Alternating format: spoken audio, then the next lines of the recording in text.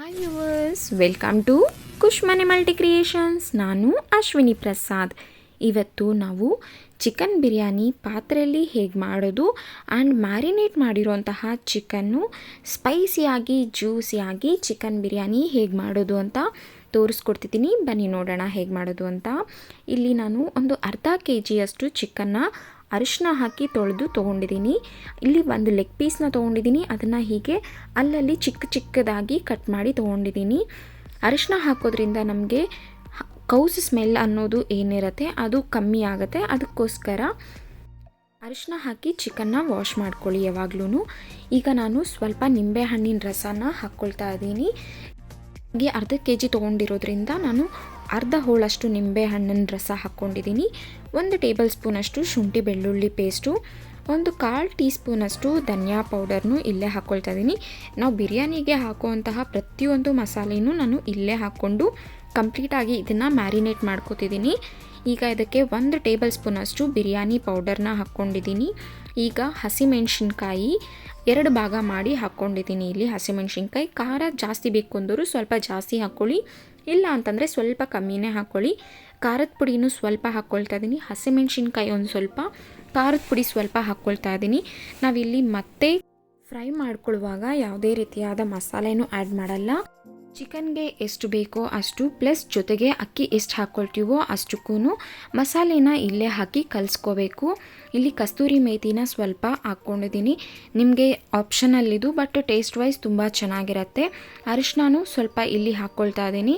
ಅರಿಶಿನ ಹಾಕೋದ್ರಿಂದ ನಾನು ಆಗಲೇ ಹೇಳಿರೋ ಹಾಗೆ ಕೌಸ್ ಸ್ಮೆಲ್ ಅನ್ನೋದು ಏನಿರುತ್ತೆ ಮಟನಲ್ಲಿ ಚಿಕನ್ನಲ್ಲಿ ಬರೋ ಅಂತಹ ಸ್ಮೆಲ್ಲು, ಅದನ್ನು ಅವಾಯ್ಡ್ ಮಾಡೋದಕ್ಕೋಸ್ಕರನೇ ಅರಿಶಿನ ಹಾಕ್ಕೋಬೇಕು. ಇಲ್ಲಿ ಸ್ವಲ್ಪ ಗರಂ ಮಸಾಲಾನು ಹಾಕ್ಕೊಳ್ತಾ ಇದ್ದೀನಿ. ನಾನಿಲ್ಲಿ ಯಾವುದೇ ಮಸಾಲೆ ಏನೂ ರುಬ್ಕೊಳ್ದಿರ ಬರೀ ಶುಂಠಿ ಬೆಳ್ಳುಳ್ಳಿ ಪೇಸ್ಟ್ ಒಂದನ್ನೇ ರುಬ್ಕೊಂಡಿದ್ದೆ. ಈಗ ಇಲ್ಲಿ ಸ್ವಲ್ಪ ಉಪ್ಪನ್ನ ಹಾಕ್ಕೊಳ್ತಾ ಇದ್ದೀನಿ. ನಮಗೆ ಚಿಕನ್ಗೆ ಎಷ್ಟು ಬೇಕೋ ಅಷ್ಟು ಮಾತ್ರ ಉಪ್ಪು ಹಾಕ್ಕೋಬೇಕು. ನಾವು ಬಿರಿಯಾನಿಗೆ ಎಷ್ಟು ಬೇಕೋ ಅಷ್ಟು ಉಪ್ಪು ಹಾಕ್ಕೊಂಡ್ಬಿಟ್ರೆ ಚಿಕನ್ನೇ ತುಂಬ ಉಪ್ಪಾಗಿ ಹೋಗುತ್ತೆ.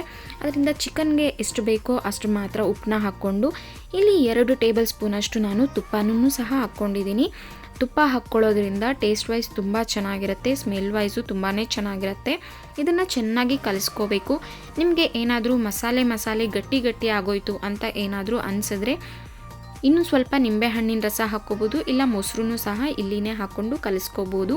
ನೀವಿನ್ನೂ ಯಾರಾದರೂ ಫಸ್ಟ್ ಟೈಮ್ ನನ್ನ ಚಾನಲ್ನ ನೋಡ್ತಿದ್ರೆ ಪ್ಲೀಸ್ ಸಬ್ಸ್ಕ್ರೈಬ್ ಮಾಡ್ಕೊಳ್ಳಿ, ಬೆಲ್ ಐಕಾನ್ ಪ್ರೆಸ್ ಮಾಡಿ. ನಮ್ಮ ಚಾನಲಿಂದ ನೆಕ್ಸ್ಟ್ ಏನೇ ವಿಡಿಯೋ ಅಪ್ಲೋಡ್ ಮಾಡಿದ್ರೂ ನಿಮಗೆ ಫಸ್ಟ್ ನೋಟಿಫಿಕೇಷನ್ ಬರುತ್ತೆ. Thank you for the all subscribers. ಈಗ ಇದನ್ನು ಚೆನ್ನಾಗಿ ಕಲಿಸ್ಕೊಂಡು ಒಂದು ಅರ್ಧ ಗಂಟೆ ನೆನೆಸ್ಕೋಬೇಕಾಗತ್ತೆ, ಮ್ಯಾರಿನೇಟ್ ಮಾಡ್ಕೋಬೇಕಾಗತ್ತೆ. ಈಗ ನೋಡಿ, ಒಂದು ಪಾತ್ರೆ ಇಟ್ಕೊಂಡಿದ್ದೀನಿ. ಪಾತ್ರೆಗೆ 2 ಟೇಬಲ್ ಸ್ಪೂನಷ್ಟು ತುಪ್ಪ, ಸ್ವಲ್ಪ ಎಣ್ಣೆ ಹಾಕ್ಕೊಂಡಿದ್ದೀನಿ. ಒಂದು ಪಲಾವ್ ಎಲೆ, ಕಲ್ಲುವ್ವ, ಮರಾಠಿ ಮೊಗ್ಗು, ಚಕ್ಕೆ, ಏಲಕ್ಕಿ, ಲವಂಗ, ಸೋಂಪು, ಸ್ವಲ್ಪ ಜೀರಿಗೆ ಇವಿಷ್ಟನ್ನು ಹಾಕಿ ಚೆನ್ನಾಗಿ ಎಣ್ಣೆಯಲ್ಲಿ ಫ್ರೈ ಮಾಡ್ಕೊಂಡಿದ್ದೀನಿ. ಅದೆಲ್ಲ ಎಣ್ಣೆಯಲ್ಲಿ ಫ್ರೈ ಆದಮೇಲೆ ಇಲ್ಲಿ 1 ಈರುಳ್ಳಿನ ತೊಗೊಂಡು ಉದ್ದುದ್ದಕ್ಕೆ ಹಚ್ಚಿ ಇಟ್ಕೊಂಡಿದ್ದೀನಿ. ಬಿರಿಯಾನಿಗೆ ಈರುಳ್ಳಿ ಸ್ವಲ್ಪ ಜಾಸ್ತಿ ಹಾಕ್ಕೊಂಡ್ರೆ ತುಂಬಾ ಚೆನ್ನಾಗಿರುತ್ತೆ, ಬಟ್ ನಾನು ಇಲ್ಲಿ ಸ್ವಲ್ಪ ಕಮ್ಮಿ ಕ್ವಾಂಟಿಟಿಯಲ್ಲಿ ಮಾಡ್ತಿರೋದ್ರಿಂದ 1 ಈರುಳ್ಳಿನ ಈ ಥರ ಉದ್ದುದ್ದವಾಗಿ ಕಟ್ ಮಾಡಿ ಇಟ್ಕೊಂಡಿದ್ದೆ. ಅದನ್ನು ಹಾಕ್ಕೊಂಡು ಚೆನ್ನಾಗಿ ಇದು ಟ್ರಾನ್ಸ್ಪರೆಂಟ್ ಕಲರ್ ಬರೋವರೆಗೂ ಫ್ರೈ ಮಾಡ್ಕೋಬೇಕು. ನೀವು ಜಾಸ್ತಿ ಕ್ವಾಂಟಿಟಿಯಲ್ಲಿ ಮಾಡುವಾಗ ಇಲ್ಲಿನೇ ಸ್ವಲ್ಪ ಬೇಕಾದರೂ ಶುಂಠಿ ಬೆಳ್ಳುಳ್ಳಿ ಪೇಸ್ಟ್ನ ಹಾಕ್ಕೊಂಡ್ರೆ ಇನ್ನೂ ಟೇಸ್ಟ್ ತುಂಬ ಚೆನ್ನಾಗಿರುತ್ತೆ. ನಾನು ಅಲ್ಲಿನೇ ಜಾಸ್ತಿ ಹಾಕಿರೋದ್ರಿಂದ ಮ್ಯಾರಿನೇಟ್ ಮಾಡುವಾಗಲೇ ಜಾಸ್ತಿ ಹಾಕಿದ್ದೆ, ಅದರಿಂದ ಇಲ್ಲಿ ಶುಂಠಿ ಬೆಳ್ಳುಳ್ಳಿ ಪೇಸ್ಟ್ ಹಾಕಿಲ್ಲ. ಈಗ ನಾವು ಏನು ಮ್ಯಾರಿನೇಟ್ ಮಾಡ್ಕೊಂಡಿದ್ವಿ ಒಂದು 30 ಮಿನಿಟ್ಸು ಅದನ್ನು ಇಲ್ಲಿ ಹಾಕ್ಕೊಳ್ತಿದ್ದೀನಿ. ನಾವು ಇದನ್ನು ಹಾಕ್ಕೊಂಡ್ಮೇಲೆ ಶುಂಠಿ ಬೆಳ್ಳುಳ್ಳಿ ಪೇಸ್ಟ್ ಎಲ್ಲ ಹಾಕಿರೋದ್ರಿಂದ ಇದನ್ನು ಆಯಿಲ್ ಬೇಗನೆ ಹೀರ್ಕೊಂಡು ಬಿಡತ್ತೆ. ಚಿಕನ್ನು ಸ್ವಲ್ಪ ನೀರು ಬಿಡೋದು ತುಂಬ ಟೈಮ್ ತೊಗೊಳತ್ತೆ. ತುಂಬ ಜೋರು ಉರಿಯಲ್ಲಿ ಇಟ್ಕೊಂಡು ಈ ಥರ ಕಲಿಸ್ಕೋಬೇಡಿ, ಮೀಡಿಯಮ್ ಉರಿಯಲ್ಲಿಟ್ಟು ಇದನ್ನು ಚೆನ್ನಾಗಿ ಫ್ರೈ ಮಾಡ್ಕೋಬೇಕು. ಅದು ಸ್ವಲ್ಪನೇ ನೀರು ಬಿಡುತ್ತೆ, ಅಲ್ಲಿವರೆಗೂ ಇದನ್ನು ಚೆನ್ನಾಗಿ ಫ್ರೈ ಮಾಡ್ಕೋಬೇಕು. ಈ ಕನ್ಸಿಸ್ಟೆನ್ಸಿಯಲ್ಲಿ ಚೆನ್ನಾಗಿ ಫ್ರೈ ಆಗೋ ಟೈಮಲ್ಲಿ ಸ್ವಲ್ಪ ಮೊಸರು ಸಹ ಆ್ಯಡ್ ಮಾಡ್ಕೋಬೇಕು. ನಾನು ಮೊಸರು ಹಾಕೋ ವಿಡಿಯೋ ಸ್ವಲ್ಪ ಸ್ಕಿಪ್ ಆಗಿದೆ, ಅದರಿಂದ ನಾನು ಇಲ್ಲಿ ಬಾಯಲ್ಲಿನೇ ಹೇಳ್ತಿದ್ದೀನಿ. ಮೊಸರು ಹಾಕಿ ಚೆನ್ನಾಗಿ ಒಂದು 5ರಿಂದ 10 ನಿಮಿಷದವರೆಗೂ ಚೆನ್ನಾಗಿ ಬೇಯಿಸ್ಕೊಂಡಿದ್ದೀನಿ. ನೋಡಿ, ಮೊಸರು ಆದಮೇಲೆ ನಮಗೆ ಆಲ್ಮೋಸ್ಟ್ ಒಂದು 10 ನಿಮಿಷದಷ್ಟೊತ್ತಿಗೆ ನಮಗೆ ಕಂಪ್ಲೀಟಾಗಿ ಚಿಕನ್ನು 3/4 ಭಾಗದಷ್ಟು ಬೆಂದೋಗುತ್ತೆ.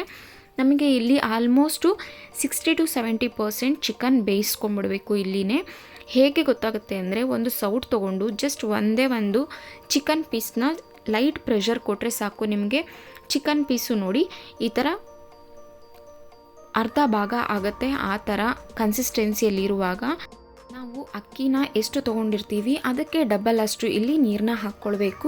ನಾವಿಲ್ಲಿ ಚಿಕನ್ಗೂ ಸೇರಿಸಿ ನೀರು ಹಾಕ್ಕೊಳ್ಳಲ್ಲ, ಜಸ್ಟ್ ಅಕ್ಕಿಗೆ ಎಷ್ಟು ಬೇಕೋ ಅಷ್ಟು ಮಾತ್ರನೇ ನೀರು ಹಾಕ್ಕೋಬೇಕು. ನಾನಿಲ್ಲಿ 1 ಗ್ಲಾಸಷ್ಟು ಮಾತ್ರ ಅಕ್ಕಿನ ತೊಳ್ಕೊಂಡಿದ್ದೆ, ಅಂದರೆ ಅರ್ಧ KGಗೆ 3/4 kg ಆಗೋಷ್ಟು ಅಕ್ಕಿನ ಹಾಕ್ಕೊಂಡಿದ್ದೆ. ಇಲ್ಲಿ 3/4 kg ಅಕ್ಕಿಗೆ ನಾನು 1 ಗ್ಲಾಸ್ ಅಕ್ಕಿಗೆ 2 ಗ್ಲಾಸಷ್ಟು ನೀರನ್ನ ಹಾಕ್ಕೊಂಡು ಚೆನ್ನಾಗಿ ಕಲಿಸ್ಕೊಳ್ತಾ ಇದ್ದೀನಿ. ಇದು ಒಂದು ಕುದಿ ಬರೋವರೆಗೂ ಚೆನ್ನಾಗಿ ಕುದಿಸ್ಕೋಬೇಕು. ಈ ಕನ್ಸಿಸ್ಟೆನ್ಸಿಯಲ್ಲಿರುವಾಗ ನೀವು ಉಪ್ಪು ಖಾರ ಎಲ್ಲ ಕರೆಕ್ಟಾಗಿದೆಯಾ ಅಂತ ನೋಡ್ಕೋಬೇಕು. ನಾನಿಲ್ಲಿ ಸ್ವಲ್ಪ ಕೊತ್ತಂಬರಿ ಸೊಪ್ಪು, ಸ್ವಲ್ಪ ಪುದೀನ ಸೊಪ್ಪು ಹಾಕಿ ಚೆನ್ನಾಗಿ ಕುದಿಸ್ಕೊಳ್ತಾ ಇದ್ದೀನಿ. ಇದು ಒಂದು ಕುದಿ ಬಂದಾದಮೇಲೆ ನಾನು ಮೊದಲೇ ಅಕ್ಕಿನ ತೊಳೆದು ನೆನೆಸಿಟ್ಟಿದ್ದೆ, ಈಗ ಅದನ್ನು ಹಾಕ್ಕೊಳ್ತಾ ಇದ್ದೀನಿ. ನೀವು ಇದೇ ಮೆಷರ್ಮೆಂಟಲ್ಲೇ ಬಾಸುಮತಿನೂ ಸಹ ಮಾಡ್ಕೋಬೋದು. ನಾನು ಇಲ್ಲಿ ಬುಲೆಟ್ ರೈಸ್ ತೊಗೊಂಡಿದ್ದೀನಿ.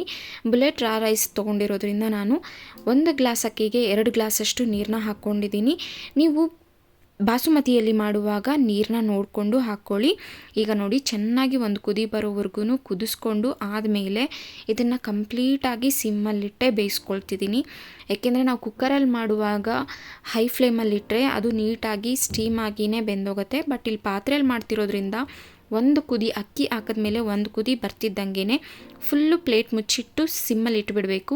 ಸಿಮ್ಮಲ್ಲಿಟ್ಟು ಆಗಾಗ ಒಂದು 2 ಮಿನಿಟ್ಸ್ಗೆ 3 ಮಿನಿಟ್ಸ್ಗೆ ಹೀಗೆ ತೆಗೆದು ಕಲಿಸೋದ್ರಿಂದ ಬಿರಿಯಾನಿ ಮಸಾಲೆ ಏನು ಹಾಕಿರ್ತೀವಿ ನಾವು ಮಸಾಲೆಗಳೆಲ್ಲ ನೀಟಾಗಿ ಅಕ್ಕಿ ಜೊತೆ ಮಿಕ್ಸಪ್ ಆಗುತ್ತೆ, ಚೆನ್ನಾಗಿರುತ್ತೆ. ಟೇಸ್ಟ್ ವೈಸು ಮಸಾಲೆ ಎಲ್ಲ ಒಂದು ಕಡೆ ಆಗಲ್ಲ, ರೈಸ್ ಎಲ್ಲ ಒಂದು ಕಡೆ ಆಗೋದಿಲ್ಲ. ಕುಕ್ಕರಲ್ಲಿ ಮಾಡುವಾಗ ಆಗುತ್ತಲ್ಲ ಆ ಥರ ಆಗೋದಿಲ್ಲ. ನೋಡಿ ಈಗ ವಿಡಿಯೋದಲ್ಲಿ ತೋರಿಸ್ತಿದ್ದೀನಿ, ಚೆನ್ನಾಗಿ ಕಲಿಸ್ಕೊಂಡು ಬರೀ ಹಬೆಯಲ್ಲೇ ಬೇಯಿಸಿದ್ದೀನಿ ಎಷ್ಟು ಚೆನ್ನಾಗಿ ಆಗಿದೆ ಅಂತ. ಈಗ ಮುಂದೆ ಸ್ವಲ್ಪ ಬೇಯಬೇಕು, ಅದಕ್ಕೋಸ್ಕರ 2 ನಿಮಿಷಗಳ ಕಾಲ ಹಬೆಯಲ್ಲಿಟ್ಟು ಮತ್ತೆ ಇದನ್ನು ಸರ್ವ್ ಮಾಡ್ಕೊಳ್ತಾ ಇದ್ದೀನಿ. ನೋಡಿ ಎಷ್ಟು ಚೆನ್ನಾಗಿ ಬಂದಿದೆ, ವಿತೌಟ್ ಕಲರ್, ನ್ಯಾಚುರಲ್ ಕಲರಲ್ಲಿ ಎಷ್ಟು ಚೆನ್ನಾಗಿ ಬಿರಿಯಾನಿ ಬಂದಿದೆ ಅಂತ.